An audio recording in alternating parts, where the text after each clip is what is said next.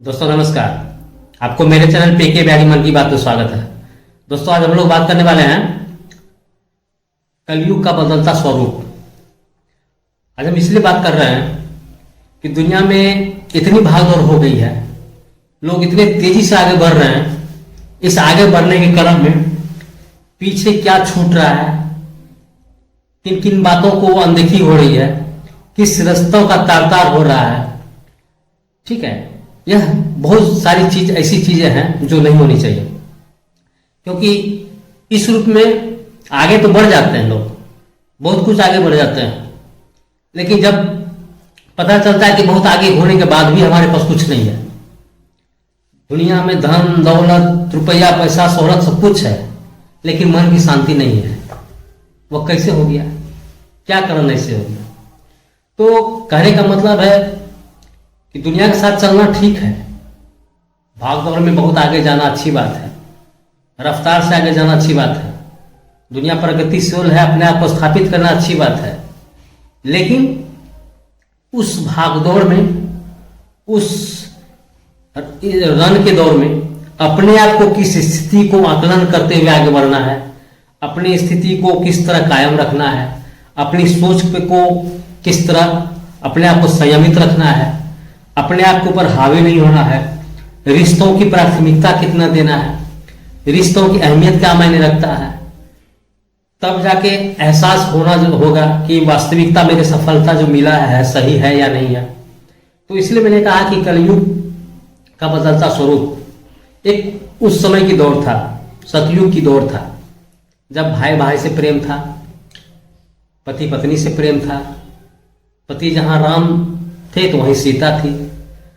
राम तब इसीलिए हर चीज में आगे रहे क्योंकि सीता थी।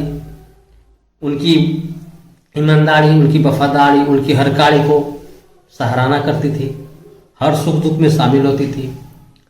आज के दौर में क्या होता है, आदमी असमंजस में पड़ जाता है कि मैं बेटा धर्म निभाऊं या पत्नी धर्म निभाऊं, करूं तो क्या करूं। पत्नी धर्म अगर ज्यादा निभाती हूं तो माँ के नजर में गुनाहगार हो जाता हूं, माँ धर्म ज्यादा निभाता हूं तो पत्नी के धर्म नजर में गिर जाता हूं। उधर मेरा माँ बर्बाद होता है, इधर पत्नी खुश होती है। तो कहने का मतलब एक बड़ा अजीब समीकरण है, इसकी समझने की कोशिश करना चाहिए, कोशिश करेंगे। मैं इस चीज के बारे में कह रहा हूं कि ऐसा नहीं कि मैं इस दुनिया से मैं बहुत अलग हूं, मैं उस सतयुग की से प्रभावित हूं, मैं वो हर रीति रिवाज को आकलन करता हूं जो उस समय क्या है। लेकिन नहीं, भागदौड़ में हम ही एक उसी आप जैसे प्राणी हैं जो इस असमंजस में फंसते हैं, इस असमंजस से रूबरू होते हैं। हमें भी कभी कभी सोचने को मजबूर होता है कि वास्तविकता हम कर क्या रहे हैं, ये जो हम कर रहे हैं वहां मेरा सही है कि नहीं है। तो इस सबका जानने की कोशिश करते हैं कि आखिर कारण क्या है, इसका परिणाम क्या हो सकता है, ऐसे कैसे बचा जा सकता है। ठीक है, तो इसी बात को जरा समझने की कोशिश करते हैं दोस्तों। तो वीडियो में आगे बढ़ने से पहले प्लीज, अगर आप मेरी वीडियो पहली बार देख रहे हैं तो प्लीज दोस्त सब्सक्राइब करिए, अपने दोस्तों के साथ शेयर करिए। यह आत्मचिंतन की बातें हैं, मंथन की बात है। जब कभी कभी अच्छे टाइम में, शांति टाइम में कुछ न कुछ वार्तालाप सुननी चाहिए, वास्तविकता से रूबरू होनी चाहिए। दुनिया में बहुत सारी बातें, ऐसी घटनाएं होती है, न्यूज देखते हैं, हर छोटी मोटी बात को सुनते हैं, उसी के क्रम में इस अपनी एक मंथन है, आत्मचिंतन की बातें हैं कि कलयुग का बदलता स्वरूप वो इसीलिए है। और ये तब और तभी आकलन करेंगे जब हम लोग बहुत आगे पहले देख चुके हैं। हम लोग उस सतयुग अपने नजर से तो नहीं देखे हैं, वो टीवी के जरिए, रामायण के जरिए, महाभारत के जरिए, धर्म युद्ध, कर्म युद्ध, पति धर्म, बेटा धर्म, यह जो रामायण में महाभारत में दिखाया गया, कृष्ण जी के द्वारा धर्म स्थापित करना, श्री राम जी के प्रति अपने पिता माँ का आदेश को स्वीकार करना, राजपाट को छोड़ के चला जाना, तो उनके युग था, सत्य की युग था। लेकिन आज के दौर में क्या, इतनी भागदौड़ हो गई है। कलयुग इसलिए कहता है कि भाई भाई का दुश्मन हो गया है, भाई बहन का दुश्मन हो गया है, दोस्त दोस्त का दुश्मन हो गया है, समाज एक दूसरे को समाज का दुश्मन हो गया है। ठीक उसी तरह जब एक देश दूसरे देश का दुश्मन होता है, मतलब हकीकत रूप में कभी किसी को आगे बढ़ने देना नहीं चाहता। हर एक वर्ग एक दूसरे के प्रतिद्वंदी बना हुआ है, नीचे करने की प्रेरणा रहता है कि किसी तरह वो नीचे हो, हमेशा हमसे नीचे रहे, वो कभी आगे बढ़ ही नहीं पाए, ये भावना रहती है। तो ये सब कारण क्या है? लालच है, मोह है, बहुत आगे बढ़ने की जद्दोजहद है, बहुत बड़ा मुकाम हासिल करने की जद्दोजहद है, ज़्यादा प्रतिष्ठावान दिखने की ललक है, समाज में एक अलग वर्ग दिखने की जिज्ञासा है। तो जब इन सारी चीज़ों के पीछे भागता है तो बहुत सारा चीज़ को दरकिनार करना पड़ता है, वास्तविक से नजरें उठाना पड़ता है, नीतिगत कार्य से ऊपर उठना पड़ता है। लोग करते हैं जो उसको इस काम को गलत करता है, जो व्यक्ति की जीवन की मूल्य को नहीं समझे, जो किसी व्यक्ति की उसके अस्तित्व को अवहेलना करे, जब किसी गरीबी को अमीर के द्वारा मजाक उड़ाया जाए, किसी बुजुर्ग को रुपये के बल में जरूरत से ज्यादा कार्य करवाया जाए, प्रताड़ित किया जाए, अपने रुपये पैसे दम की बोलो तो गाली गलौज दिया जाए, नीच वर्ग लोगों को, लेबर को तक नजरों से गिरा के बात की जाए, बात वहां यही है होता है। ये ठीक है, हर वर्ग का एक अपना अपना कार्य होता है, वह करता है, हर व्यक्ति के अपनी एक अधिकार होता है कार्य करने की, जीने की, कार्य करना जरूरी होता है, भरण पोषण के लिए काम करना जरूरी होता है, अपने अपने परिवार के लिए, अपने बाल बच्चा के लिए। आप जब काम कर रहे हो वो भी अपने परिवार के लिए कर रहे हो, अंतर सिर्फ इतना है कि वर्ग आपका उच्च है, आप कोई काम करने वाला नीच है। मानव मूल्यों को समझिए, उसकी इज्जत कीजिए, समानता दीजिए, कार्य उसका धर्म है, कर्म आपसे करेगा ही करेगा, लेकिन वो इज्जत दीजिएगा, सम्मान दीजिएगा तो उसके नज़र में आप महान बनिएगा, एक अच्छा व्यक्तित्व होगा। तो इसी चीज़ को समझने की बात करते हैं तो आखिर इसका बदलता स्वरूप किस किस रूप में देखने की कोशिश करते हैं कि दुनिया का हर वर्ग में परिवर्तन, दुनिया के हर वर्ग में परिवर्तन किस रूप में? छोटा बड़ा आदमी, छोटा जो है वो बनना चाहता है, जो बड़ा है वो और बड़ा बनना चाहता है, ठीक है, बहुत जरूरत से ज्यादा बड़ा बनना चाहता है कोई भी, और इस बड़ा बनने के क्रम में ईमानदारी ताक पे रख देता है। किसी भी तरह की ईमानदारी नहीं बरती जाती है। अगर वास्तविकता, वो व्यक्ति तब और तभी महान होते हैं जब अपने स्वभाव को, नेचर को उस रूबरू जो वास्तविकता से परे नहीं होना चाहिए, जो जुड़े हुए रहता है, धरती से जुड़ा हुआ लोग, कि व्यक्तित्व के समान हो, कार्य हो, सम्मान हो, इज्जत हो। लेकिन क्या है, यहाँ सबको परिवर्तन है, हर वर्ग में परिवर्तन देखने को मिलता है। जहां जिसको जो मौका मिलता है, किसी को ठगने की प्रवृत्ति लगा हुआ है, किसी को ठगने की, कहते हैं ना, फोन में गलत फोन करके आपका, मैं बैंक से बोल रहा हूँ, आपका केवाईसी कराना है, ओपीटी गया होगा, दीजिएगा। बेचारे सीधे लोग कितना धन दौलत कमाया, मेहनत से कमाया हुआ पैसा मिनटों में गायब हो जाता है, क्योंकि उसकी उतनी जानकारी नहीं होती है। या क्या धूर्त की कमाई है, कितना बड़ा खराब कमाई है, वह भूल जाता है कि कोई मेहनत कितना गरीब, कौन आदमी किस तरीका से अपना परिवार के भरण पोषण के लिए कुछ पैसा कमाया और सेविंग के तौर पे रखा। कल के अपने परिवार के बाल बच्चे की शादी करनी है, बच्चे को पढ़ाना है, लिखाना है, जीविकोपार्जन करना है, हर स्थिति से रूबरू होकर आगे बढ़ना है और अपने परिवार की स्थिति को परिवर्तन करना है। लेकिन उसके साथ आकस्मिक घटना होती है, क्या, कोई पैसा हर के लिए चला गया। बड़े लोग क्या करते हैं, बड़े लोग बिजनेस के तौर पे हर चीज में मिलावट, कोई चीज पुल बन रहा है, पता चला गिर गया, क्योंकि हर वर्ग कमाने की दृष्टि से है। कोई भी धंधा अपना निजी पॉकेट से तो नहीं लगाएगा। अगर वह सामने वाला गलत किया तो कहीं ना कहीं उसको गलत करने के लिए मजबूर किया गया, उसको वह स्वतंत्रता के अधिकार नहीं दिया गया जो कि तुम फ्री सब काम करो। उसको काम करने से पहले कोई उसके ऊपर दबाव बनाया कि काम करोगे तो पहले इतना परसेंटेज मेरे को दो, तभी काम कर पाओगे, नहीं तो नहीं कर पाओगे। तो देने वाला दे दिया, लेकिन करेगा क्या? स्थिति बात की बात में समझा जाएगा, लेकिन जो होना था कर लिया, लेकिन उसका परिणाम किसको मालूम, मूल्य को भुगतना पड़ता है। कोई सामान्य वर्ग जो बिना निहत्थे कोई कारणवश उस ब्रिज में जा रहा, गिर के टूट गया, मर गया, किसी के परिवार की मौत हो गई, उसका दुख का खामियाजा खुद को किसको भुगतना पड़ा, मिडिल वर्ग को, किसी अन्य व्यक्ति को, जो उसका दूर दूर तक उस कार्य से कोई लेना देना नहीं था। तो किसी की दूसरे तीसरे गलती के कारण किसी व्यक्ति को खुद कष्ट भोगना पड़े, बहुत तकलीफ सहना पड़े, परिवार से तहस नहस हो जाए, तो कितनी बड़ी बात है। तो यही कहते हैं कि इस दुनिया की भागदौड़ में हर लोग में परिवर्तन दिखता है। थोड़ा देर के लिए लगता है कि जो भी घटनाक्रम हुआ, जिस तरह की स्थिति, भले कंडीशन को आप संभाल लीजिए, मैनेज कर लीजिए, आप सजा से मुक्त हो जाइए, पैसा कौड़ी दे के बेल हो जाइए, लेकिन प्रभु की नज़र में तो गलत है, वह गलत है। आने वाला कल में आज न कल तो स्थिति होगी, मिलेगी सजा आपको, वो बात की बात है। लेकिन जहां तक कोई बर्बाद तो हो गया, उस परिवार की स्थिति तो खराब हो गई।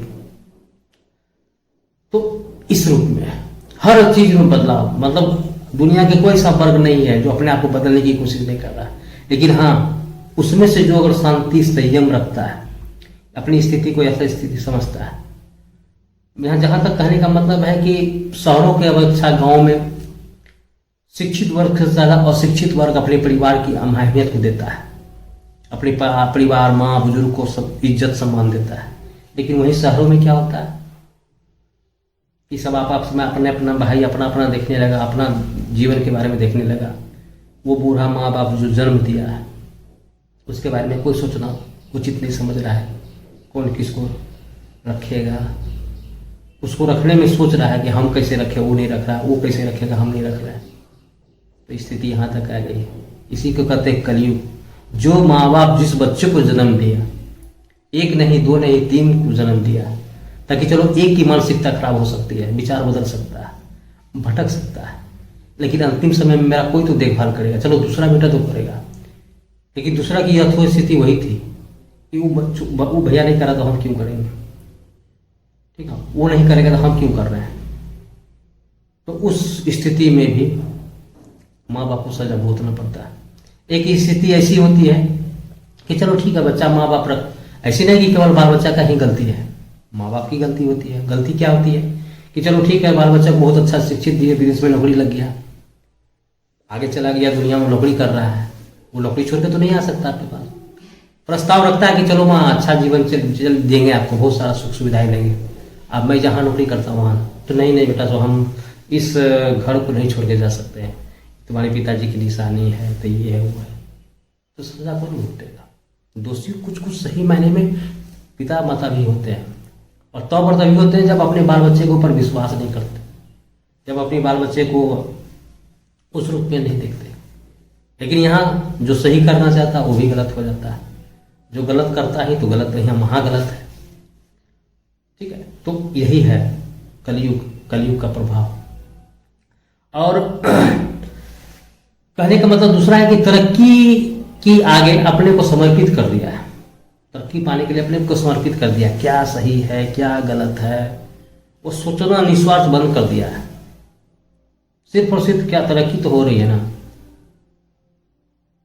उससे जीवन में किसी के तीसरे का जीवन में क्या प्रभाव पड़ रहा है उससे कोई मतलब नहीं है। बिजनेसमैन तेल में मिलावट कर दिया, वह भली बात नहीं जानता है कि तेल जो खाएगा उसके शरीर में आने वाला। आजकल के युग में देख रहे हैं कि कम से कम उम्र वाले लड़कों को बाल पक गया, पेट में गैस होता है, बहुत सारी बीमारियों से अवगत रूबरू होता है, जूझना पड़ता है। कारण खाद्य पदार्थ में मिलावट, अशुद्धि सब चीज मिलता है, वास्तविक सही चीज मिलता ही नहीं है, तेल में मिलावट, राशन में मिलावट। तो कहने का मतलब आदमी जाए तो जाए कहाँ, इसी दुनिया में जूझना है, इसी दुनिया से हमको सामान खरीदना है, जीना है। एक व्यक्ति हर चीज को तो करना संभव नहीं है, वो खुद अनाज उपजा नहीं सकता है, हर चीज को कार्य कर नहीं सकता है, हर जीवन में हर व्यक्ति का कार्य बंधा हुआ है। तो कहने का मतलब है मजबूर है, खरीदने को मजबूर है, बाध्य है, लेकिन उसके बाद भी उसको भुगतना पड़ता है। तो उस उस फायदे के चक्कर में किसी की जीवन से खिलवाड़ होया जा रहा, उसे कोई मतलब नहीं है। उसको क्या दुष्परिणाम होगा कोई मतलब नहीं, उसको खाने से कौन बड़ी बीमारी होगी उसे कोई लेना नहीं। तत्कालिक उसको फायदा पहुंच रहा है। 10 रुपया का इन्वेस्ट किया, उसको 20 रुपया 25 रुपया मिल रहा है, बहुत खुशी की बात है। लाख रुपया लगा रहा है, 2 लाख 3 लाख फायदा कमा रहा है, उससे बहुत अच्छी बात है। क्या तो बिजनेस बहुत तरक्की कर रहा है, बहुत आगे हो रहा है। लेकिन भाई मेरे, जो हो रहा से हो रहा है, लेकिन आपको इस बात की एकांकीपन में सोचना चाहिए कि जो बहुत ज़्यादा हो रहा है वो ठीक नहीं हो रहा है। हम आपके नज़र में, आप हमारे नज़र में सही हो, आप अपने नज़र में सही हो, बिजनेस के हर तौर तरीके सही है, लेकिन उनके नज़र में गलत है। हम आपको लगता है कि वह नज़रिया नहीं रखते, देख नहीं रहे हैं, सुन नहीं रहे हैं। जब होगा देखा जाएगा, लेकिन नियति कभी किसी को नहीं छोड़ता, उसको भुगतना ही पड़ता है। यही बात है। ऐसा आप देखे होइएगा, खाने के लिए आपके पास बहुत पैसा है, बहुत सारे धन दौलत है, रहने का मकान है, बिल्डिंग है, आलीशान बंगला है, लेकिन ऐसी बीमारी हो गई कि आप खा नहीं सकते हैं। काजू किशमिश रखा हुआ खा नहीं सकते, किशमिश रखा हुआ खा नहीं सकते, दूध दही रखा हुआ खा नहीं सकते। क्या तो शुगर है, प्रेशर है, बीमारी है। जब एक समय किसी के जीवन को नहीं समझे तो आने वाला समय में जीवन आपके साथ भगवान खेला खेल रहा है। यही तो प्रकृति का नियम है। तो यही है कलयुग का बदलता स्वरूप। तरक्की के आगे अपने आप को समर्पित इतना समर्पित कर दिए कि चेतना तक, मेरी चेतना जो होता है सही क्या है गलत क्या है, यह कार्य करने से किसकी साथ गलत हो सकता है, किसके साथ सही हो सकता है, इस सारी बातों से दूर। हमें कोई मतलब नहीं है दुनियादारी से, सिर्फ और सिर्फ अपने मतलब है। दूसरी बात है कि बड़े बनने की होड़, ये जो है ना कलयुग का बदलता स्वरूप क्या है कि मतलब बड़े होने की होड़ लगा हो, सबको बड़े होने की। जिस किसी फील्ड में हो बड़ा बनना है। बिजनेसमैन है, बहुत बड़ा बिजनेसमैन बनना है। कोई गाड़ी चला रहा है तो एक गाड़ी से 5 गाड़ी कर दिए, ठीक। मतलब कहने का, जो छोटा दुकान खोले तो 5 गो दुकान, मतलब कहने का मतलब बड़े बनने की होड़ लगा हुआ है। एक को 99 को 100 पुराने के चक्कर में लगे हुए हैं लोग, लेकिन पीछे मुड़ के कोई नहीं देख रहा, सिर्फ और सिर्फ आगे देख रहा है। तरक्की ही दुनिया है, तरक्की ही बदलाव है। लेकिन यही होता है कि यह हम जानते हैं कि सब अपना परिवार के लिए करता है, सबको दैनिक जीवन में कार्य करना पड़ता है। हर किसी को अपने बाल बच्चे के प्रति समर्पित है। वह जानता है, सोचता है कि नहीं करेंगे तो मेरा हर परिवार है, हर किसी का परिवार है, अपना समाज, और अपने अपनी स्थिति के अनुसार उसका मेंटेनेंस करना होता है। जो जिस स्तर का, जिस लेवल का रहता है, उसी स्तर का उसको मेंटेनेंस करना पड़ता है। तो उसके लिए बहुत मेहनत तो करनी पड़ती है। लेकिन मेहनत करिए, भगवान ये नहीं कहते हैं कि गलत करिए। सच्चाई में भी बिजनेस है, उम्मीद है, आगे है, इंसानियत है। आप उसको करके देखिए। बहुत ऐसा नहीं, बहुत अच्छे अच्छे लोग हैं, बहुत बड़े बिजनेसमैन हैं जो सच्चाई के साथ आगे बढ़े हैं। तो यही है दुनिया। दूसरी बात, जब इतनी सारी बातें हो जाती है, इसके बदलता स्वरूप में क्या होता है कि भौतिक सुख की ललक, भौतिक सुख की ललक, जब हर चीज अब हिलना कर दिए, नजरअंदाज कर दिए, दुनियादारी से मतलब नहीं है, सिर्फ अपने मतलब रख दिए, तो तरक्की हो गई। पैसा वाला तो आप होइएगा ही, धन दौलत आपके पास असुमार होगा ही। तो क्या होगा उससे, क्या होगा, भौतिक सुख की ललक और बढ़ेगी। बहुत बड़ा बड़ा टीवी चाहिए, बड़ी बड़ी गांव बंगला चाहिए, गाड़ी चाहिए। तरक्की हुआ है तो कुछ न कुछ करना है। जितनी सुख सुविधाएं धरती में मौजूद है उसका आप आनंद लुत्फ उठाने के लिए, उसके एवज में परिवार की स्थिति और बदलेगी। कोई फ्रीडम है, कोई कुछ कर रहा है, कोई कहाँ क्या रहा है, घूम रहा है, ठीक है, सभी चल रहा, सब काम दिक्कत नहीं हो रहा, सब कुछ अपने अपने कर रहा है। तो कहने का मतलब भौतिक सुख, जितनी सारी भौतिक सुख है, सब आनंदमय लेने की कोशिश करता है। यह कलयुग का ही देन है। लेकिन इसका परिणाम, दुष्परिणाम क्या होगा नहीं होगा, कितना गलत करे, कितना गलत नहीं करे, क्या करना चाहिए, क्या नहीं करना चाहिए, इन सब से रूबरू से दूर। जो होगा देखा जाएगा। वो हर व्यक्ति के जीवन में सुख दुख आता है, मैं भी झेलूंगा। अभी वर्तमान सही है तो ठीक है, वर्तमान में जीना ही व्यक्तित्व का गुण है और अच्छा करना ही चाहिए, होना ही चाहिए। जो होगा देख लेंगे, यही सब नॉर्मल मानव नॉर्मल स्वभाव में व्यक्ति यही देखता है, सोचता है। और बाद में कौन देखता है नर्क पुण्य स्वर्ग नरक, कौन भी सब झंझट में पड़ता है। दुनिया में आपके पास हस्ती है, दुनिया दौलत है, आपको इज्जत देगा, सम्मान देगा, लोग पूछेंगे यही फलाने बाबू हैं। निम्न वर्ग को, नीचे वर्ग को, आर्थिक स्थिति से कमजोर लोगों को कौन पूछता है? उसको कौन पूछना जाता है कि कौन क्या हाल है? जब अच्छे खासे बहुत सारे धन दौलत है तो बहुत सारे आपके पास दोस्त है, रिश्तेदार हैं, जान पहचान है, सारे मान सम्मान इज्जत सब मिल रहा है। यही होता है। और जैसे लगता है कि नहीं, भागदौड़ की कंपटीशन मतलब होता है ना कि एक दूसरे को हमको आगे बढ़ना है, एक कंपटीशन की तरह लोग यूज करता है। जैसे लोग हम कंपटीशन बचता है कि हमें अच्छा मार्क्स से उठना है, हमें नौकरी पानी है, ठीक उसी तरह इस भागदौड़ के जीवन में कंपटीशन भागदौड़ की तरह लोग ले रहा है। चलो ये टारगेट पूरा कर ले, अगला टारगेट ये पूरा करना है, इस तरह की बात करनी है, उस तरह की बात करनी है, बहुत सारा टारगेट करना है, तो एक कंपटीशन के तौर पे ले रहा है। और सही के रूप में नहीं ले रहा है, गलत के रूप में ही ले रहा है। क्योंकि सही के रूप में करेगा तो इन बहुत सारी चीज को गौर करना पड़ेगा जो नहीं हो रहा है। तो इस तरह जो है ना, भागदौड़ में एक कंपटीशन के तौर पे ले रहा है कि हमको हर किसी से उस बिजनेस में से आगे बढ़ना है, उससे वो मेरा वो कंपटीटर है, वो कभी आगे नहीं बढ़ना चाहिए, चाहे उसको नीचे करने के लिए हमको गलत काम ही क्यों नहीं करना पड़े, उनको बदनाम करने के लिए गलत काम क्यों नहीं करना पड़े, चाहे उसको गलत में छापा मरवा दे, गलत इस अफसर भेजवा के उसको माल पकड़वा दे, कुछ भी गलत। लेकिन कंपटीशन कहने का मतलब हमको सिर्फ और सिर्फ आगे बढ़ना है। गलत करना पड़े, जो छोटा मोटा इधर उधर करना पड़े, कोई दिक्कत नहीं, नैतिकता को ताक पे रखना पड़े, कोई दिक्कत नहीं, वो बात की बात है। लेकिन हमको आगे होना है उससे।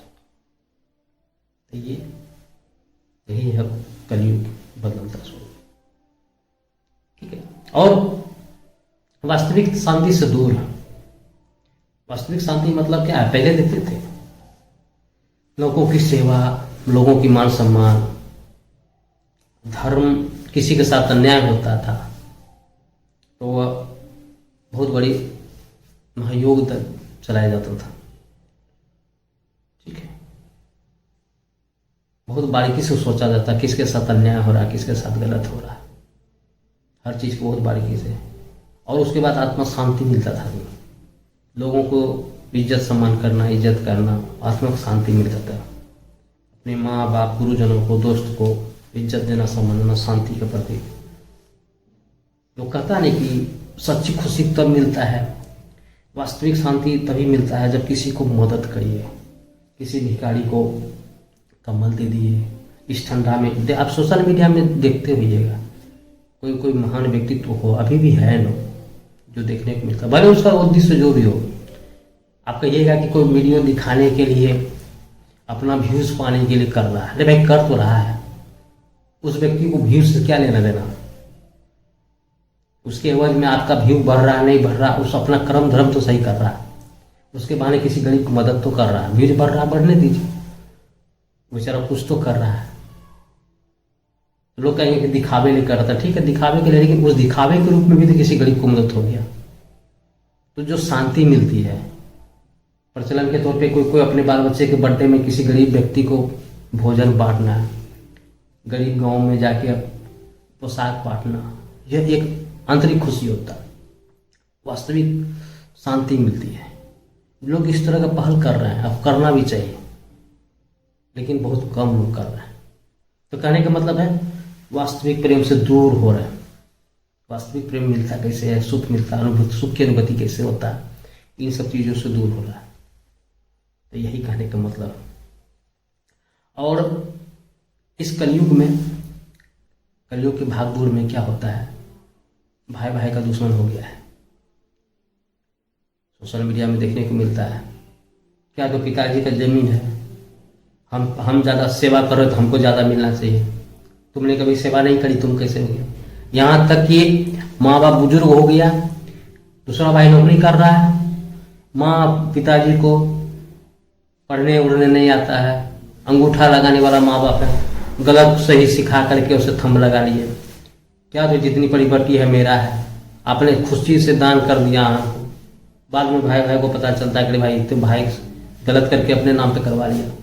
तो यहाँ तक बात हो रहा है, कलयुग यहाँ तक आ गया है कि अपने माँ बाप के सही हिस्से को भी अपने नाम कर लेता है। तो भाई भाई का दुश्मन, भाई बहन का आज के दौर में सरकार ये भी कहती है कि बहन को भी उतनी हिस्सेदारी मिलनी चाहिए।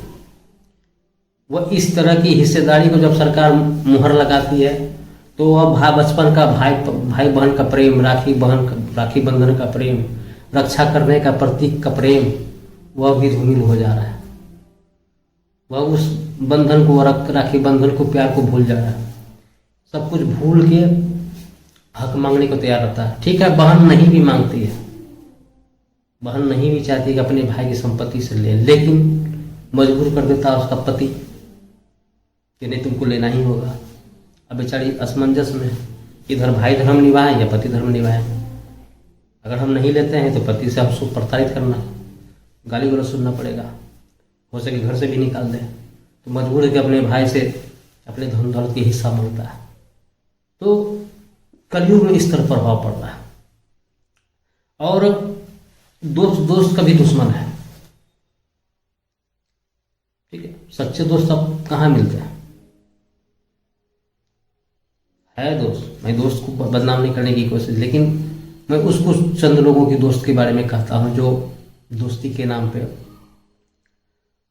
अच्छा खासा परिवार में चल रहे दरार पैदा कर देता है। अपनी दोस्त की वाइफ से दोस्ती कर लेती है, उसे भगा के ले चला जाता है। क्या यही दोस्ती है। एक दोस्ती कृष्ण भगवान की भी दोस्ती थी, वह दोस्ती याद है। लेकिन आज की दोस्ती एक समय, मतलब किस तरह नीचे दिखाया जाए, लालच हो जाता है, भटकाव कर देता है। तो यहाँ तक ये बदलता स्वरूप ये भी है, जहाँ कहीं भी देखिए किसी भी रूप में सच्चाई उस रूप में नहीं नजर आता है। कहीं न कहीं हर व्यक्ति के पीछे लालच है, मतलब अपनी मनोपूर्ति के लिए गलत करने को तैयार है। किसी तरह हम लाभान्वित हों, किसी तरह कुछ न कुछ हमको फायदा हो। ठीक है, उसका परिणाम क्या होगा उससे हमको कोई लेना देना नहीं है, वो चाहे भाई क्यों ना हो, दोस्त क्यों ना हो। ठीक है, बहुत सारे इस बदलते दुनिया में देखे होंगे। एक अच्छा खासा परिवार चल रहा था, बाल बच्चा बड़ा था, फिर भी छोड़ के चली जाती है। 5 साल 10 साल के बच्चे को होने के बावजूद बच्चे लेके चली जाती है। परिवार बर्बाद कर देता है किसी का, किसी से तीसरे से अटैचमेंट हो जाती है। तो एक तरफ राम और सीता थी जो अपने हर सुख दुख के पीछे समर्पित थे। अपनी राजशाही छोड़ के सीता श्री रामचंद्र जी के साथ जाने के लिए स्वीकार हो गई। उनको यहां तक नहीं आता है कि इस मतलब साधारण वेशभूषा कैसे परिधान को पहना जाए, वो इतना तक उसको नहीं आता था। श्री राम जी उसको मदद करते हैं साधारण सिंपल पोशाक पहनने में, और वह खुशी खुशी राज्यों के उस वन में तप करने के लिए चले जाते हैं। क्या आज के डेट में उस तरह की सीता जैसी सोच वाली पत्नी मिलती है? अगर मिलती है तो वो महान है। उन महिलाओं को नमन है, वह उन व्यक्तियों को नमन है जो उनकी किस्मत को महानता है, जो आपको एक पत्नी सीता जैसी पत्नी मिलती है। और यही कारण है, अगर जिस परिवार में सीता जैसी पत्नी मिलती है उस परिवार के संयुक्त परिवार के रूप में देखा जाता है, विशालतम परिवार के रूप में देखा जाता है, एक समृद्ध परिवार के रूप में देखा जाता है, एक उदाहरण स्वरूप परिवार देखा जाता है। लोग उस गांव में, दुनिया उस शहर में लोग परिचित होता है कि देखिए इतना साल के बाद भी जी, अगर 55-60 भाई होने के बाद भी, इतना बड़ा परिवार होने के बाद भी एक साथ खाना बनता है, एक साथ जीवन व्यतीत कर रहे हैं। वह एक बहुत ही सच्चे उदाहरण स्वरूप होते हैं। बहुत किस्मत वाले होते हैं लोग जो इस भागदौड़ की स्थिति में, इस कलयुग के दौर में उस तरह पौराणिक स्थिति वाली कंडीशन किसी परिवार में पाया जाता है। ये बहुत आश्चर्य की बात है। उन महान लोगों की सोच को एक उदाहरण होना भी चाहिए। लोग कहते हैं कि भाई भाई में जुटता है, भाई भाई में जुटता रहता है, रहना भी चाहिए। मेरे बोलने का मतलब ऐसा नहीं कि परिवार का हर वर्ग में इस तरह की कंडीशन रहती है, नहीं। जो शिक्षित हैं, जो वास्तविकता स्वरूप है, जो माता पिता के अच्छे संस्कार हैं, परिवार की अच्छी परवरिश है, अच्छी शिक्षा है,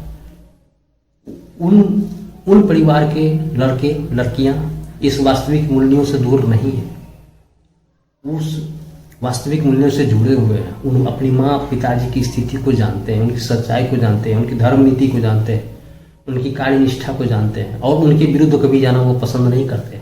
वो जानते हैं कि मेरी माँ पिताजी का सबसे बड़ी दौलत यही है, शांति है, प्रेम है, विचारधारा है। क्योंकि अपने जीवन में पिताजी भाई भाई से कभी झगड़ा नहीं करे, अपने माँ से कभी उस तरह की बदतमीजी नहीं करी, अपने समाज में अपने भाईचारों से, अपने दोस्तों से कभी उस तरह की किसी भी तरह का अवहेलना, किसी भी तरह का ऊंच नीच, किसी भी तरह का मतलब कहे ना बदतमीजी करा ही नहीं।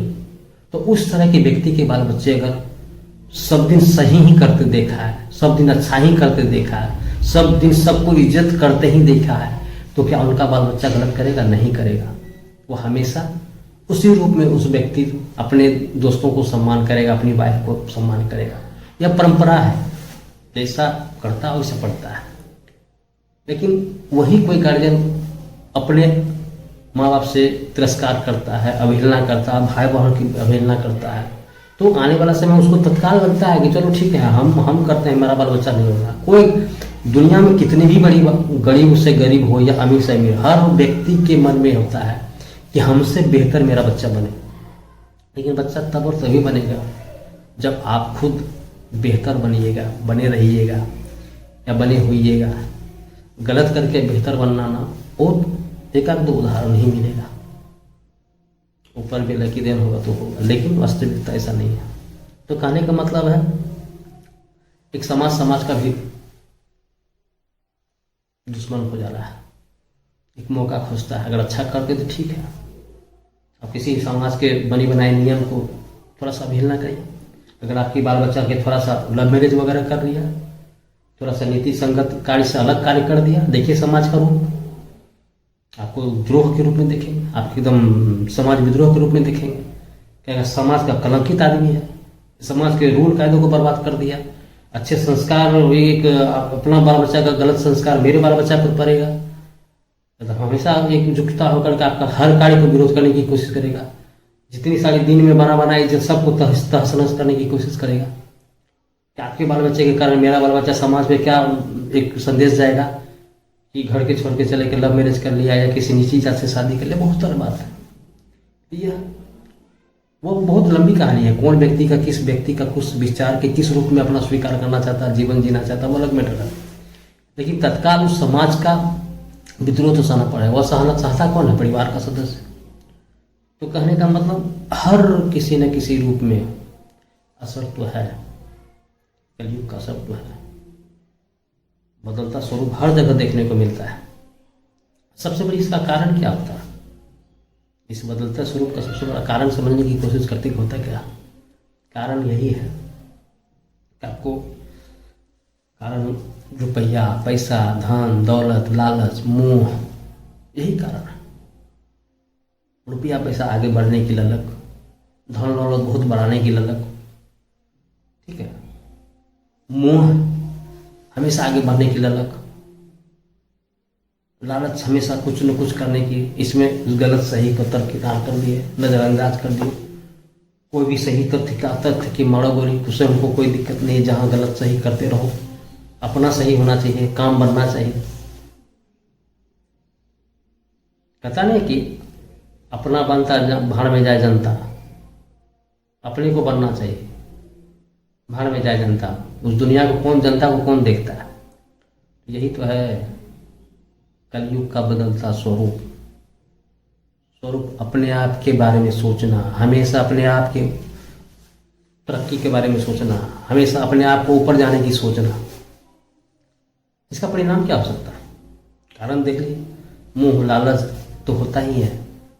इसका परिणाम परिणाम यही होगा, परिणाम यही होगा कि आप भले जितनी तरक्की कर लें, गलत सही करके जीवन बना लें, आने वाला समय में तो भुगतना है।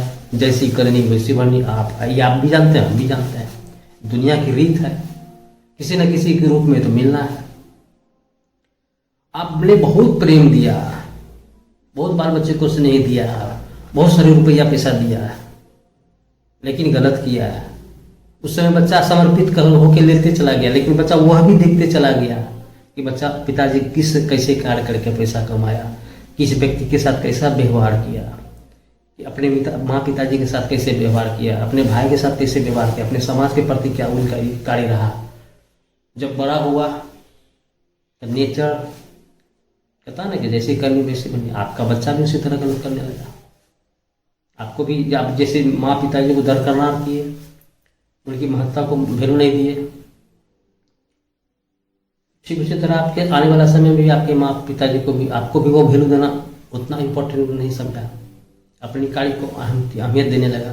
तो निरंतरता है, प्रकृति की देन है, जो जैसे करेगा वैसा घड़ी घूमेगा। नियति है, यह नियति है, चक्र है, जैसी करनी वैसी भरने का चक्र है।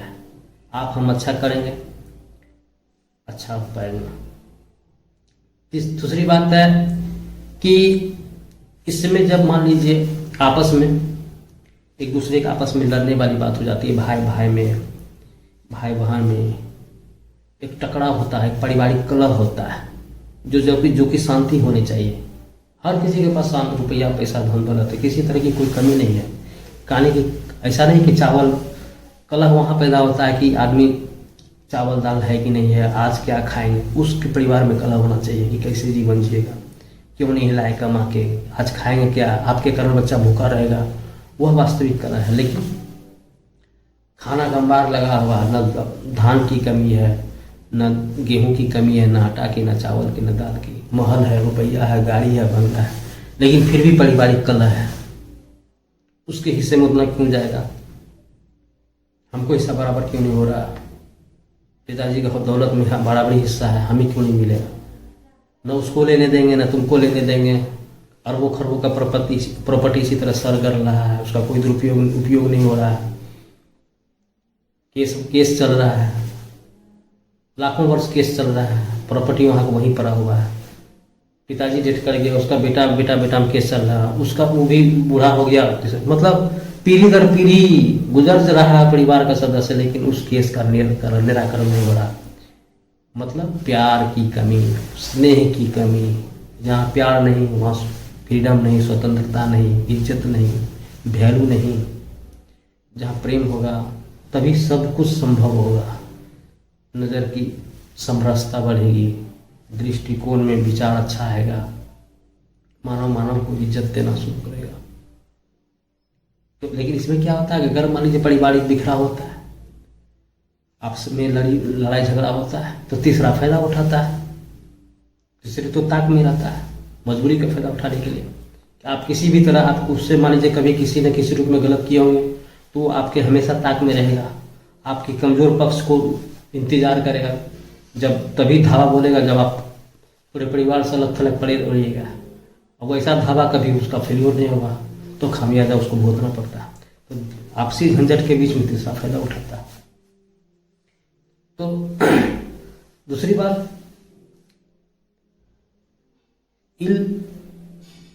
इस कलयुग में बदलता स्वरूप में अपने आप को बहुत आगे जाना चाहिए, करना चाहिए, लेकिन समर्पित नहीं करना चाहिए। अपने विचार को नहीं खोना चाहिए, अपनी नैतिकता को भी नहीं खोना चाहिए, ईमानदारी को नहीं खोना चाहिए। ठीक है, इतनी मन में तो शांति जरूर होनी चाहिए कि जरूरत से ज़्यादा क्या करें। जितनी अपनी परिवार की आवश्यकताएं हैं, जितनी जीवन में आवश्यकताएं हैं, अच्छे जीवन में भरण पोषण हो सके, अपने अपने अच्छे से बाल बच्चे की पढ़ाई हो सके, समाज में इज्जत सम्मान पा सके, ठीक है, लोगों का विचार के रूप में अच्छे नज़र के रूप में देखे, ठीक है, तो इतना ही काफ़ी है, आए लोग को सम्मान कर सकें। क्योंकि मैंने पहले भी एक वीडियो बनाया, सत्य से सत्य की ओर। सत्य यही है कि जीवन मरणशील है, एक दिन न एक दिन हर किसी को जाना है, जैसे खाली हाथ आए तो वैसे जाएंगे। लेकिन हर व्यक्ति अपने अपने कर्म का कार्य करके जीवन जिए और सत्यता के साथ आगे बढ़ के अपने पारिवारिक बाल बच्चे को आगे बढ़ाए हैं, अच्छी शिक्षा दिए हैं, जीविकोपार्जन वो भी सच्चे के रूप में करेगा, सच्चे के रूप में करेगा, एक अच्छे जीवन जीने की कोशिश करेगा, सम्मानजनक इज्जत जीने की कोशिश करेगा।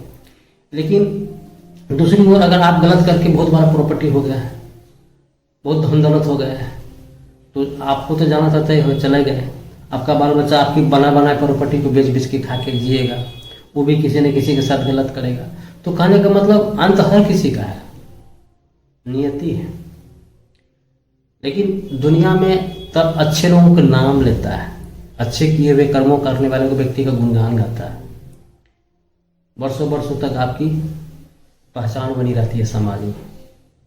जहाँ नहीं रहने के बाद भी आपको इज्जत सम्मान मिलता है। वहीं गलत करने वालों को धिक्कारता है, लोग उसके नाम पे थूकता है, गाली देता है। तो यही है। तो कहने का मेरा मतलब यही है कि इस कलयुग में बदलते स्वरूप में बदलिए जरूर, आवश्यकताएं के अनुसार बदलिए। जितनी आवश्यकताएं हैं, जितनी आवश्यकताएं होनी चाहिए, करनी चाहिए, स्वच्छ से रूबरू होनी चाहिए, वास्तविकता से पीछे नहीं हटना चाहिए और हर चीज़ करते हुए एक अपनी पहचान बनाना चाहिए। ठीक है दोस्तों। तो दूसरी बात कहते हैं ना कि राम सर्वोपरि है। आजकल अयोध्या में राम जी का स्थापित हो रहा है। क्यों हो रहा है? क्योंकि उनके विचार आज भी गुणगान हर व्यक्ति के जुबान में है। क्यों? इस बात को समझने की कोशिश कीजिए। कौन ऐसे गुण कार्य किए होंगे जो आज भी उनको नमन करते हैं, उनको पूजने की कोशिश करते हैं? वही विचार, वही आत्मसम्मान, वही लोगों की प्रतिष्ठा, लोगों का विचार, माँ बाप का वचन, माँ बाप का सेवा, सच्ची निष्ठा, सच। दूसरी बात, राम तभी अच्छे राम बन पाए जब उनकी सीता जैसी पत्नी मिली। नहीं तो अगर मान लीजिए उनकी पत्नी सीता जैसी नहीं रहती तो क्या होता? आज राम के रूप में जाने जाते उसको नहीं। हो सके उनको गलत सिखा के कहते कि नहीं, इतना बड़ा राजपाट है, हम क्यों जाएंगे, आपको भी जाने नहीं देंगे, कोई ज़रूरी नहीं है, आपने वादा किया तो क्या हो गया। एक वर मांगे थे पिताजी, माँ मांगे थे, तो उसको आप सख्त करने की क्या जरूरत है? उस समय की योग था, आप कह दिए नहीं जाना है राजपाट छोड़ के। तो कहता अगर मान लीजिए पत्नी मजबूर कर देती जाने के लिए, पत्नी होने के नाते राम जी को वनवास जाने से मजबूर कर दिए होते, एक भाई उसका मतलब वनवास नहीं जाते, अपने हठ युग करके उस राजा बनते अपने अनुसार, तो कहने का मतलब वो राम नहीं होते, वो सीता नहीं होती। लेकिन आज के युग में भी, इस कलयुग में भी उस राम का, सीता का पूजनीय नाम लिया जाता है, सम्मान दृष्टि स्नेह से नाम लिया जाता है, उनकी जीवन को अवतरित करने की कोशिश करता है, उनकी हर मूल्यांकन बातों को गौर करना पसंद करता है, उनकी हर विचारधारा को नमन करने की कोशिश करता है। उनकी निष्ठा में इतनी शक्ति थी कि उनके नाम से लोग पत्थर में नाम लिखने से पानी में से तैरने लगता था। ये होता है शक्ति, ये होता है सच्चाई। यह तब और तभी मिलता है जब सच्ची निष्ठा, सच्ची प्रेम, सच्ची भावना, सच्ची समर्पित, सब कुछ सच्चा रहता है। तो कहने का मतलब यही है। हमने आजकल एक वो पेपर पढ़ा था कहानी में, रावण जी को उनकी पत्नी मंजूरी कर रही है कि देखिए राम बहुत बलवान है, लोग उनके नाम से लिख के पत्थर में, समुद्र में पत्थर फेंक रहे हैं तो वो डूब नहीं रहा है, इसलिए आप उसको समर्पित कर दीजिए। तो रावण अग्रसित होकर गुस्सा होकर बोलता है कि तुमको अपने पति पर विश्वास नहीं है, मैं इतना शक्तिशाली, वो तो मैं भी कर सकता हूँ करके, ठीक है करके दिखाइए अगर आप इस तरह की बात करते हैं। तो वहाँ उन्होंने राम लिख के, नहीं ऐसे राम नहीं लिखा, पत्थर को डाले कुछ न कुछ सोच के, नहीं डूब, पहला पत्थर डूब गया, दूसरा पत्थर भी डूब गया। तो रावण लास्ट में क्या करते हैं कि पत्थर को मुंह के सामने रख के कि बोलते हैं जय श्री राम, कि मेरी प्रतिष्ठा बचा लो, मेरी पत्नी के सामने इज्जत बचा लो। तब वो पत्थर तैरने लगता है, तब पत्नी खुश हो गई। अरे वाह, मैं तो आपकी हर शक्ति से अवगत थी, लेकिन आज इस शक्ति के बारे में इतना दिन से नहीं बताए थे। तो कहने का मतलब श्री राम की इतनी शक्ति थी कि रावण को भी उनका नाम लेके अनुसरण करना पड़ा और मन से दिल से बोला जय श्री राम बोल के पत्थर को फेंका गया, तब वो पत्थर नहीं डूबा।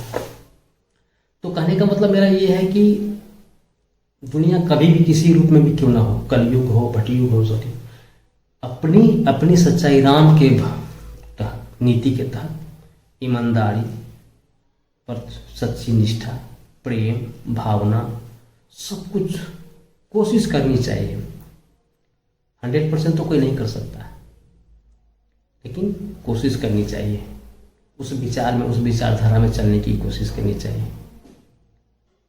क्योंकि अगर आपकी निष्ठा सत्य रहेगी ना तो भगवान देखता है कि चाह के सही करने की कोशिश कर रहा है, लेकिन यह उस तरह का माहौल उस तरह होने नहीं दे रहा। लेकिन आपकी निष्ठा सही है, आपकी श्रद्धा सही है, आप सही रास्ता में चलने की कोशिश कर रहे हो, तो आपकी भाव सही होना चाहिए। आपकी अगर भाव सही रहेगी तो आपकी मनोदशा, आपकी स्थिति, आपका परिवार, आपका शौक, आपका सब कुछ में उन्नति होगा, जीवन आगे बढ़ेगा। ठीक है दोस्तों, तो यही भाव है। तो कहने का मतलब यही है कि मूल्यांकन रूप में हम लोग क्या कह सकते हैं कि दुनिया बहुत आगे है, आगे जाता है, दुनिया की रीत है आगे बढ़ना, प्रगति ही दुनिया का नियम है, परिवर्तन ही संसार का नियम है। उस रूप में अपने आप को खड़ा करने के लिए हमें भी परिवर्तन होगा, करना होगा, तभी हम उस रूप में खड़े रह सकते हैं, समाज के दौर में अपने आप को स्थापित कर सकते हैं। लेकिन यह तब और तभी संभव है जब सच्चाई की ओर से चलिएगा। स्थापित गलत करके स्थापित कर सकते हैं, लेकिन वह मूल्यांकन, वह वैल्यू, वह नीतिगत स्थान नहीं मिल पाएगा समाज में, जो इज्जत नहीं मिल पाएगा, जो सही रास्ते करके मिलता है। गलत करने से आप तो देखें कि बीत जाने के बाद भी लोग तिरस्कार करता है, लेकिन जो सही करके जाता है उसका सम्मान, इज्जत करता है। तो यही है मूल्यांकन, कि अच्छे नीति कर्म करके, अच्छे नीतिगत फैसला करके, सच्चाई के रूप में समय के अनुसार बढ़ने की कोशिश करिए। आगे प्रभु के ऊपर है। ठीक है दोस्तों, तो जो भी हो, आपको आगे किसी और वीडियो में मिलेंगे दोस्तों। ठीक है, तो जाने से पहले मैं यही फिर कहूँगा कि दोस्तों अपने दोस्तों के साथ शेयर जरूर करिए। वीडियो कैसी लगे कमेंट जरूर करिए, सही है गलत है जो भी है, ये व्यक्तिगत आत्मचिंतन है। आपको लगता है कि इस तरह की बातें करके हम इस दुनिया से रूबरू नहीं है, हम भी कुछ न कुछ गलत करते हैं, ऐसी बात नहीं है। वह इस यथास्थिति कुछ न कुछ हमसे भी गलत होता है।